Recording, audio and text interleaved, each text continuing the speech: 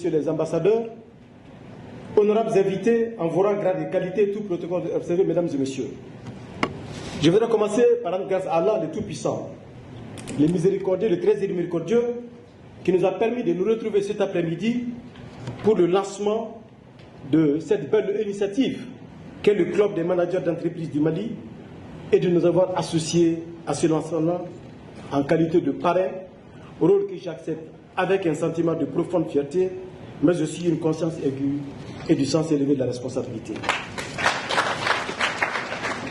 Honorables invités, mesdames et messieurs, votre présence massive et de qualité cet après-midi démontre que nous partageons la même conviction, la promotion de l'entreprise au service du développement économique de notre pays et de la cohésion sociale. Le lancement du club des managers d'entreprise du Mali est l'affirmation éclatante d'une volonté collective, celle de bâtir par l'excellence, la solidarité, le don de soi, l'éthique, le leadership, les fondements d'une économie malienne résiliente, compétitive et souveraine. Honorables invités, mesdames et messieurs, au nom du président de la transition, chef de l'État, Jean-Dramé Assimi Goïta, du Premier ministre, chef du gouvernement, Jean-Division Ablaye Mega, et de l'ensemble des membres du gouvernement, qu'il me soit permis d'adresser nos sincères remerciements et d'exprimer nos chaleureuses félicitations au docteur Alassane Salif Sissoko, président du club, ainsi qu'aux 22 membres du club du bureau exécutif. Vous avez su transformer un constat de terrain en une vision ambitieuse, faire du Mali un hub d'excellence managériale en Afrique de l'Ouest. En rassemblant aujourd'hui les forces, les énergies positives et les lumières de nos secteurs publics et privés, vous répondez de la manière la plus belle à l'appel de l'histoire, celui de contribuer à la transformation structurelle de notre économie. Mesdames et messieurs, honorables invités, notamment mesdames et messieurs les membres du club, vous avez opté pour la promotion de l'entreprise. En optant pour la promotion de l'entreprise, vous avez opté pour apprécier l'organisation de l'entreprise, son personnel, sa culture, mais aussi ses forces et ses faiblesses, ainsi que ses menaces et ses opportunités. Et gérer une entreprise, c'est faire preuve de courage et de détermination, mais aussi du sens de la responsabilité. Promouvoir l'entreprise, c'est avant tout instaurer un climat de confiance, imposer un style de management, valoriser la compétence. Oui, valoriser la compétence. Comment assurer et rassurer en adoptant un style décontracté, mais tout en étant sérieux. Le manager, c'est celui-là qui sait rire et qui sait faire rire, mais nous tout en étant restant très sérieux. Vous avez compris que dans la bataille des différents pays, pour le progrès, pour la croissance économique, pour la transformation structurelle des économies, la qualité des hommes fera toujours la différence. C'est une certitude. Et par conséquent, développer l'entreprise, c'est en premier lieu faire valoir les compétences internes au sein de l'entreprise.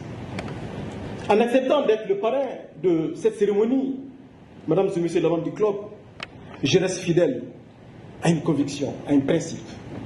C'est croire à la valeur de l'homme. J'ai travaillé 38 ans dans la banque. En juillet 2023, quand j'ai quitté la BNDA, après 38 ans, pour entrer au gouvernement, après avoir été 12 ans au poste de PDG de la banque et 18 ans président du conseil d'administration, une question difficile m'a été posée. Monsieur le Président, vous êtes en train de partir. Quel est l'héritage que vous laissez? Il y en a qui ont dit, oui, quand vous veniez à la banque, on faisait 350 millions de bénéfices. Vous partez, on est à 10 milliards. J'ai dit, non, c'est pas ça. Quand vous veniez, le total de bilan était à 300 milliards. On est à 700 milliards de total de bilan. J'ai dit, non, c'est pas ça. Quand vous veniez, le PNB était à 50 milliards. On est à 60 milliards. J'ai dit, non, ce n'est pas ça. Quand vous veniez, vous avez construit l'extension du siège R+10, plus un parking extérieur plus 5. J'ai dit, non, ce n'est pas ça. Chacun a dit, j'ai dit, ce n'est pas ça. Ce n'est pas ça. Ce n'est pas ça. Alors on dit, mais Monsieur le Président, quel est l'héritage que vous laissez à la banque? J'ai dit, c'est mon testament que je vous laisse. J'ai l'héritage que je laisse à la BND en partant. Quand le ministre des Finances m'a demandé de prendre les rênes de la présidence du conseil d'administration, parce qu'il fallait séparer les fonctions de PCA et de DG. J'ai accepté d'être PCA de la banque, mais à une seule condition, que le DGA soit issu d'une promotion interne. Parce que c'est une équipe qui a gagné. J'ai dit au ministre de l'économie et des finances que j'ai 10 cadres. 10 cadres aujourd'hui capables de prendre la banque et de continuer sans rupture. C'est ça mon héritage à la banque.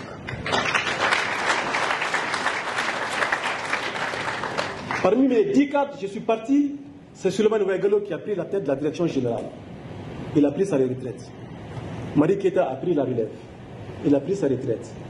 Badra Koulibaly est aujourd'hui là. Ça fait déjà 3. La directrice générale adjointe, Mme Sissé, Aïchata Touré, était partie de mon équipe. Ça fait déjà combien?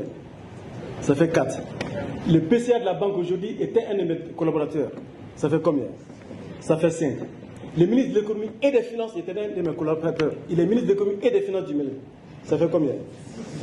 Le directeur général du fonds de garantie pour le secteur privé, Moussa Sarr, était un de mes collaborateurs. Ça fait déjà combien? Il reste 3. Les 3 sont là-bas.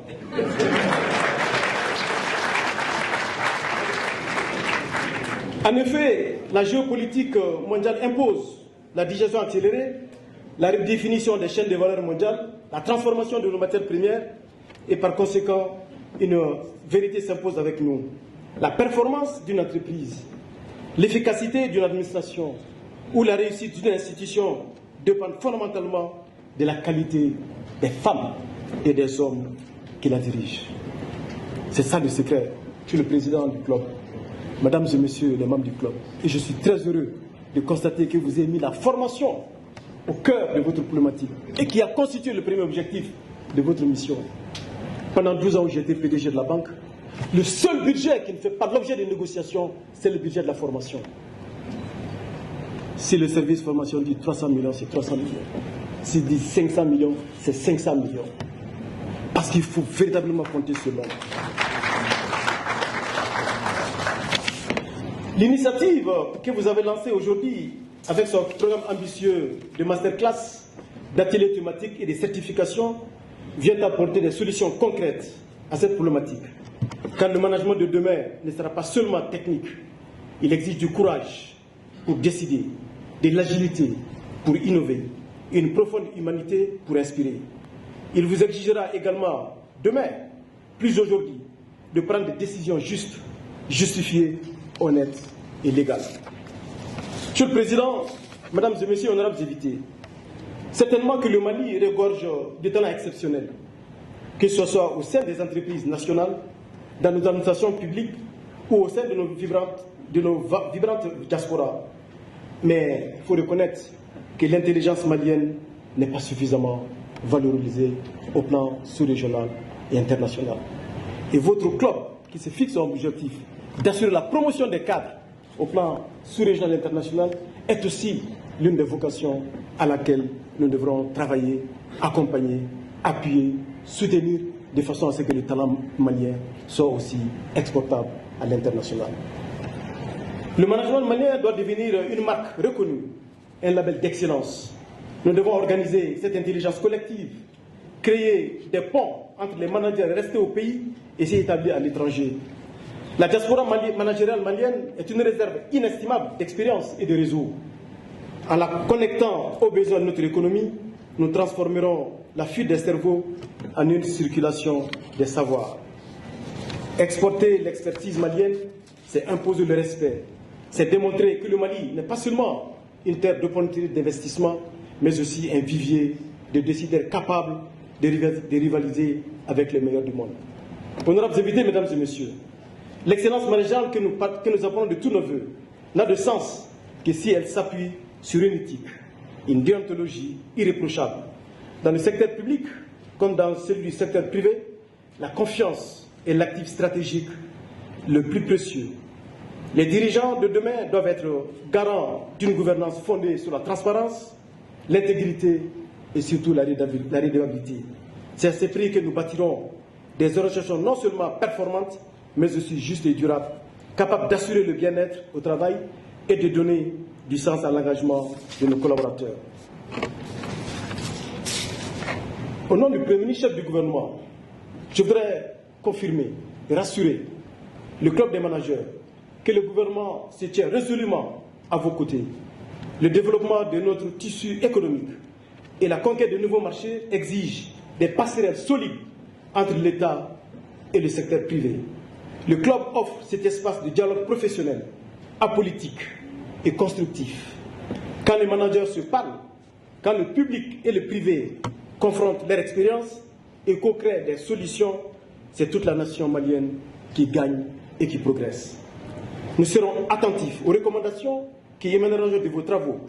Votre expertise sera une ressource précieuse pour éclairer nos politiques publiques en matière de compétition, de compétitivité et de développement économique. Honorables invités, mesdames et messieurs, aujourd'hui, aucun dirigeant ne peut réussir seul face à la complexité des défis qui se dressent devant lui. C'est pourquoi je me réjouis profondément de la convention de partenariat qui vient d'être signée entre le club et l'Agence pour la promotion des investissements API Mali. La mise en œuvre de cette convention permettra, j'en suis sûr, de contribuer au développement des PME dont l'API est responsable.